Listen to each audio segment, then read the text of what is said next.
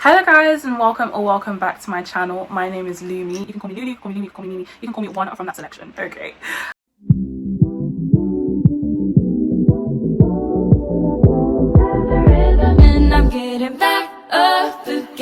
Today I'm going to be talking about my second year of medical school review.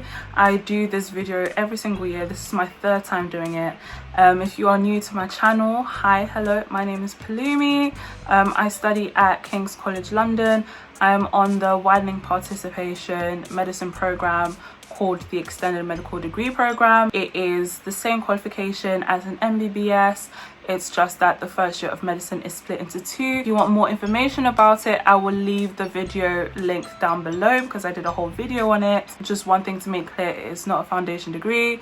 And yeah, now I can carry on with the rest of the video. So I'm going to be looking down at my iPad a few times because I basically just made a note of things that I know that I have to cover before I finish this video. First things first, I just finished my second year and your girl passed successfully. What is the third year / fourth year? Yeah, so second year at King's is the start of the clinical year. So you probably would have heard about preclinical versus clinical medicine. The one thing that I really liked about King's was the fact that you get very early exposure to the clinical environment. So in terms of the clinical year, the start of the year we had 2 placement days and I think about 3 lecture days at the start, and then there was 1 free day or like a half day. So if you're new to King's, we have a half day so that we can get on with sports and other societies and stuff like that. And yeah, that's basically the structure of the day. Maybe in the future I'll do like a video detailing like my timetable and things like that. Let me know what you guys think down below. Comment it down below if that's something you would like to see. I had GP and hospital placements. So I was placed at King's College Hospital, which is based in South London, which I absolutely love. I really liked the diversity. It's South London, so what do you expect? There's a lot of black and brown people, so I love to see that. And well, if you're to hear about the experiences from people at other placement sites, probably not as good as King's, even though each have their own shortfalls. I will also be doing a video about my placement at hospital and at GP. I think I'll just put them both into one. So if you guys have any questions about that, also leave those down below. Carrying on with placement, if you guys want to know more about the structure of my days, I did start a new series called the Med School Diaries, which basically just detailed everything. They're literally vlogs, but they're very much more medical school life based, if that makes sense. So yeah, if you want to know more about the structure of my days and things like that, then definitely check out that playlist. I think in my previous videos I did like pros and cons, but honestly I'm a bit ambivalent about this year, so I'm just going to list a bunch of things that basically happened. So this year was the year for a lot of new things. So we had new modules. The way they're taught was a little bit more different. This was also the year where they brought back in-person lectures. So we had in-person anatomy lectures, and I think the last block of our lectures were also in person, but at that stage I was revising for the exam, so I think I only attended a couple of them. So moving on into the modules, we had an introduction to research module, which I found so helpful, but it was like a little bit too late because I started a research fellowship, which I'll also be making a video on. Literally been talking about doing that for the longest time, but I actually found that quite helpful, just navigating how to conduct research, how to, you know, analysis, how to find papers, publications, all of that good stuff. However, that whole assessment for that module feels like a fever dream. That was the research module. Wasn't completely interesting, but it was helpful. It was useful in the sense, if you're going into research, definitely useful. Then we also had anatomy sessions, which was so exciting. So Greenwood Lecture Theatre has been renovated. Did a video of like my first in-person lecture, and I attended almost every single one of them actually. The way that it was taught, I really enjoyed it, because I think we had lectures a week before we had our dissections. So we also had dissections this year, which I found so helpful. It was just very nice to finally have something that, you know, I wasn't able to have. Being in person, seeing a cadaver dissection, having the facilitators literally like teach you, ask you questions.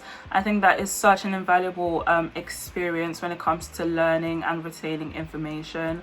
So I definitely would probably rate that as a pro. Now we are moving on to my favorite-ish part. So I think I started this around January. So this is the student selected component. You're required to like pick from a bank. You pick up to like 6, you rank them. So I wanted to do something arts-based research because I think I've already touched on it in previous videos. I think that is an up and coming area of medicine, medical humanities, and I would really love to get involved in it. You know, you guys already know I've been banging on about the creative and the academic and the push and pull. I don't need to say anything more about that, but you guys get it. So I started medicine and arts representing the body, and I think I did go into a bit of detail about it. There are loads and loads and loads of different options, more sciencey based options, more research options, and King's also does language options. So a lot of people can take up Arabic, Spanish, French. I think I knew someone who was studying Japanese as well. Overall, I think like the add-ons to second year, I don't know if I should say add-ons, the student selected side, I absolutely love. My art module was literally like the highlight of the entire year for me. It just felt like I was using a completely different skill set than I've been using for the past 2 years. And you know, I got a first in my portfolio. Literally nearly killed me. That portfolio dragged me by the neck and did not let me go. I literally was up for 48 hours straight trying to rewrite it, but you know, we thank God. So overall, I would say in terms of teaching, I would rate that like a common 6.5 maybe. Yeah, maybe like a it's really iffy because placement teaching as well. So we also have teaching on placement, but it really depends on what you get.